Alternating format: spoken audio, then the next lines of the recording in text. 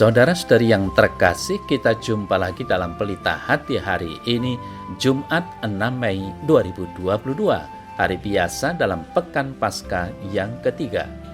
Bersama saya Romo Thomas Suratno SC dari Paroki Cilandak, Jakarta Selatan, mendengar dan merenungkan Sabda Tuhan, yakni firman Tuhan yang tersurat dalam Injil Yohanes, bab atau pasal 6, ayat 52 sampai dengan ayat 59.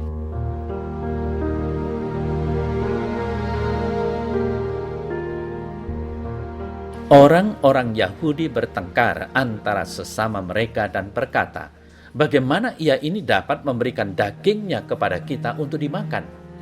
Maka kata Yesus kepada mereka, "Aku berkata kepadamu, sesungguhnya jikalau kamu tidak makan daging anak manusia dan minum darahnya, kamu tidak mempunyai hidup di dalam dirimu. Barang siapa makan dagingku dan minum darahku, ia mempunyai hidup yang kekal, dan aku akan membangkitkan dia pada akhir zaman.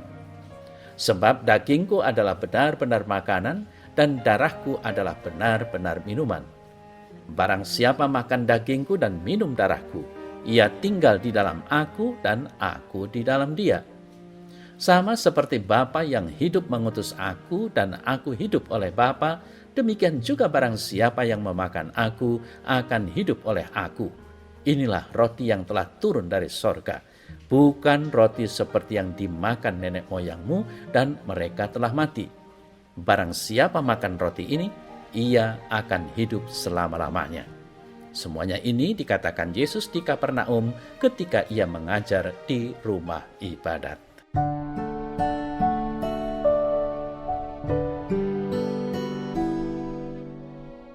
Saudara-saudari yang terkasih, mengapa orang-orang Yahudi tidak percaya kepada Yesus bahwa ia adalah sang roti hidup?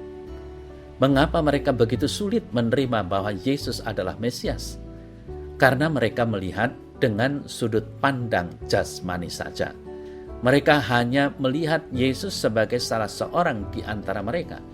Mereka tidak mampu melihat bahwa Yesus adalah tanda yang Allah berikan kepada mereka, bahwa Yesus adalah penggenapan dari nubuat para nabi. Karena itulah mempunyai arti rohani, artinya yang jauh mendalam. Maka bagaimana agar orang dapat berubah dan menangkap arti yang mendalam serta percaya kepada Yesus? Jawabannya adalah pertobatan, metanoia. Orang membiarkan diri dibimbing oleh Allah, bukan oleh ide, pikiran, serta keyakinannya sendiri. Saudara-saudari yang terkasih, bagi kebanyakan orang, pengalaman pertobatan merupakan proses terus-menerus, bahkan barangkali sepanjang hidup.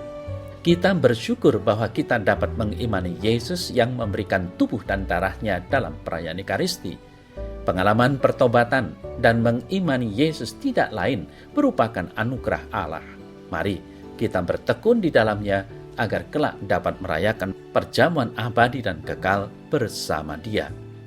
Saudara-saudara yang terkasih, dalam warta Injil dikisahkan bagaimana Yesus membimbing para murid dan orang-orang di sekitarnya dari titik ekstrim yang membuat orang-orang tersebut krisis iman sampai ke penjelasan sederhana bahwa Dia memang roti hidup yang telah turun dari sorga. Oleh karena itu, kalau mereka makan, maka mereka akan hidup. Apa artinya makan tubuh dan darahnya? Artinya orang harus percaya kepada Yesus sebagai satu-satunya utusan Bapa untuk menyelamatkan manusia. Percaya berarti mencintai Dia dan bahwa Dia hendaklah menjadi segalanya bagi setiap orang percaya. Oleh karena itu, saudara-saudara yang terkasih, wacana Yesus tentang roti hidup pada bagian ini memang hanya bisa diterima dengan iman. Yesus memulai dengan kalimat negatif, "Kamu tidak makan dan minum, kamu tidak mempunyai hidup." Penegasannya adalah pada kalimat yang positif, makan daging dan minum darah mempunyai hidup kekal. Konsekuensi dari makan daging atau tubuh dan minum darah Yesus adalah hidup kekal dalam arti tinggal selamanya dengan Tuhan. Saudara-saudara yang terkasih, Ekaristi adalah saat yang indah di mana manusia datang dan bersatu dengan Tuhan.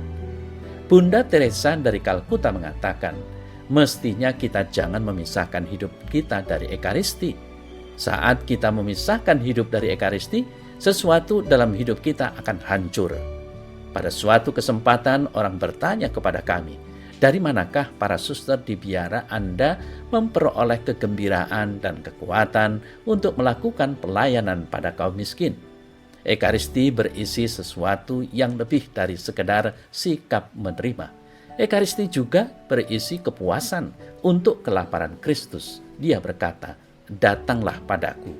Dia lapar akan jiwa-jiwa. Di bagian lain, Bunda Teresa dari Kalkuta juga berkata, hidupmu harus ditenun di sekeliling Ekaristi. Arahkan matamu padanya.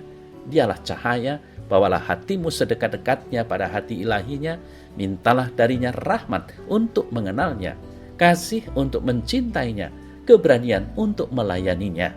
Carilah dia dengan kerinduan. Nah, saudara-saudara yang terkasih, sabda Tuhan pada hari ini sangat indah. Kita diajak untuk tinggal dan bersatu dengan Tuhan Yesus, Sang Roti Hidup. Segalanya telah Ia berikan kepada kita, maka patutlah kita juga menyerahkan diri kita kepadanya. Kita juga diubah untuk hidup di dalam Tuhan.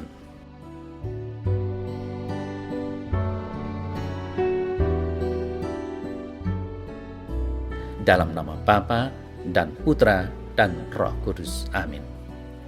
Ya Yesus, bukalah hatiku selalu bagimu, agar aku dapat mengalami dan merasakan persatuan denganmu sekarang ini dalam Ekaristi yang senantiasa dapat aku terima bila mana aku merayakan Misa Kudus.